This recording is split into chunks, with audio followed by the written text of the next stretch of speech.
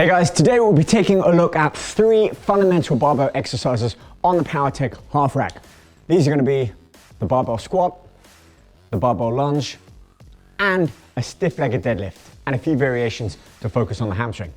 Now, the first thing that we need to do to set up with our half rack is to adjust the J hooks to just below shoulder height. This is important that when we unrack that bar, we're at the right height to then step forwards and get into that movement.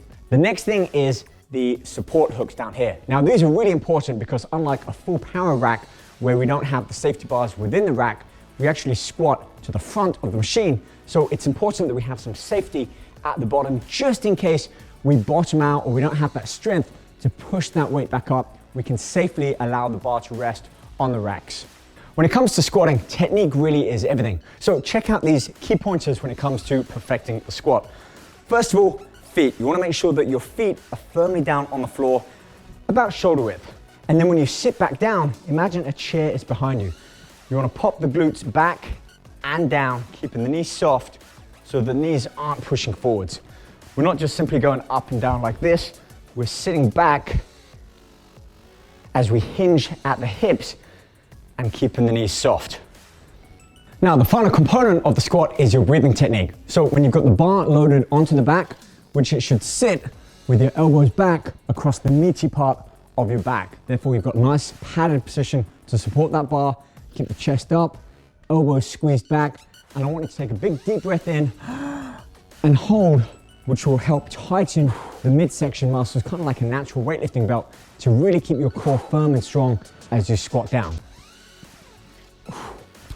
Now, the goal is to get as much weight on the bar as we can, putting our quads through at least 8 to 10 reps with the heaviest weight that we can lift. So as we warm up, we want to quickly progress by putting the weights on, but also working in increments where we're not going to jump up too heavy too soon. So I like to look at my 3rd set being close to my heaviest, maybe the 4th, and then by the 5th set, if I want to go that far, I can maybe scale back some of the weight, work in some volume. Again, the legs, large muscle group. I like to work with high volume, 4 or 5 sets each exercise when it comes to legs. So let's get at least another plate on there.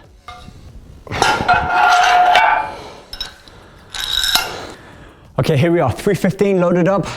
Not super heavy, but heavy enough to allow us to focus on some hypertrophy in the quads, achieving those 10, maybe 12 reps. So focus with this.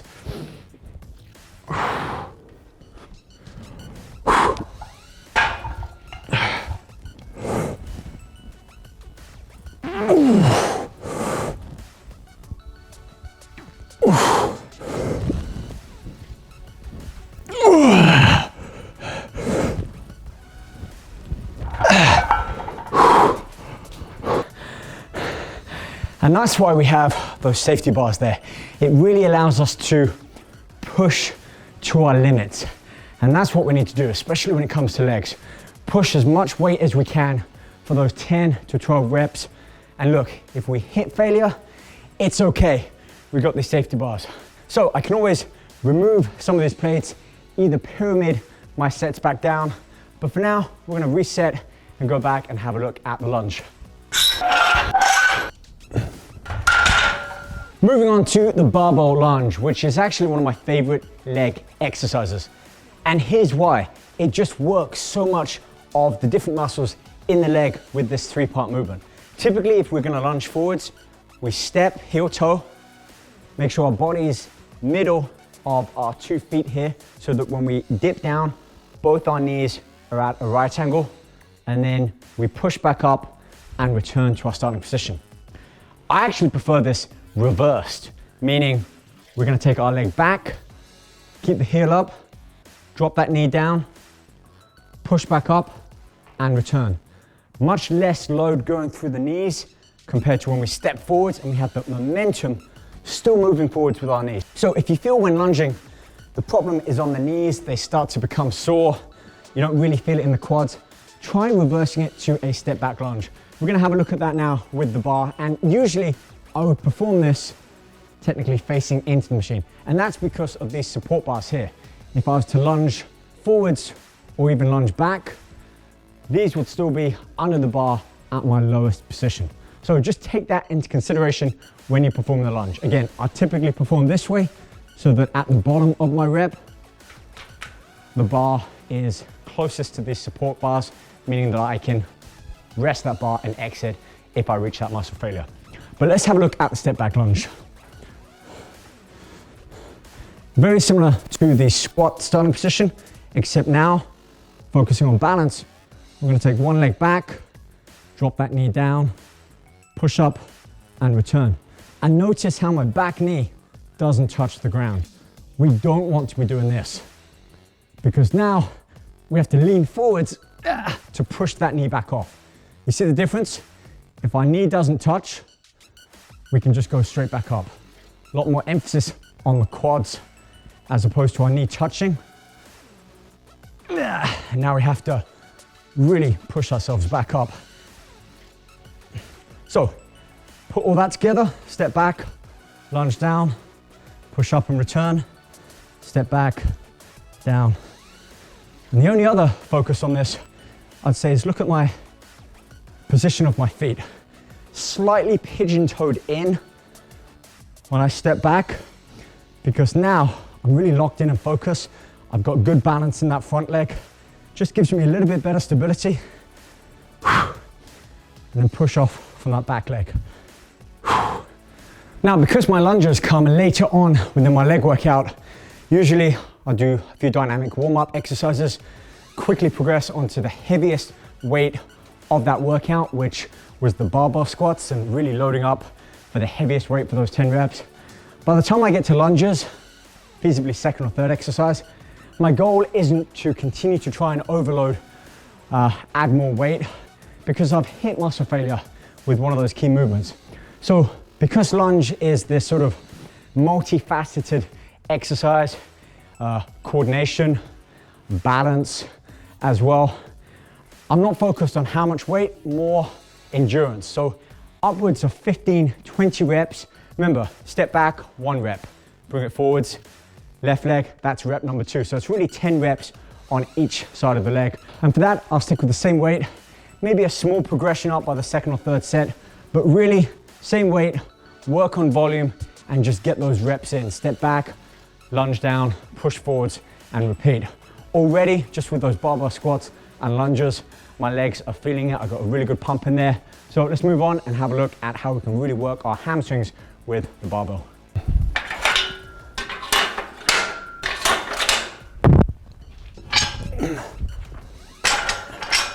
Here we are with the stiff-legged deadlift. Now, I want to point out the technique of the stiff-legged deadlift first. 2 main focuses here. Keep the knees soft, but not pushing forwards, just soft like this. And again, the hips push back and we hinge forwards at the waist. So holding the barbell, we want to keep the arms parallel to the shins. So as our hips go back down, we hinge here. You see my knees, they're not really bending. I'm hinging at the waist. And to do that, I just push my hips back a bit as I tilt forwards at the waist. Let's tie all of that in with the actual exercise now. Again, we're lengthening the hamstring, much like a bicep. We're lengthening it like this, and then pulling it back up as we come back up into that erect position. So shoulder width overhand grip, back straight. I'll perform this forwards and then turn around. Knees soft, lower that bar just below the knee. My hips go back and pull up. And look, my arms are straight, as is my back the whole time. Breath in.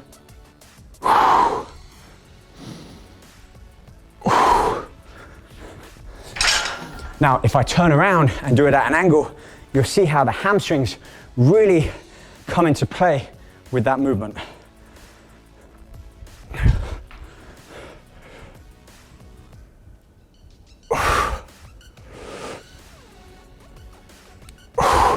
So that's the barbell stiff-legged deadlift. There's a few other variations of that exercise, one of which is the Romanian deadlift. And with that, just think about moving the upper legs a little bit more. So instead of a stiff-legged deadlift like this, you're picking up the bar a little bit more. So I'm not quite dropping the bar down, but there is a definite flex on the knee as well as the hip instead of just a tilt. Another great exercise that again works on the hamstrings is the sumo deadlift. And for this, much more of a wider stance, angle the toes out, and we're holding a much more narrow grip on the barbell.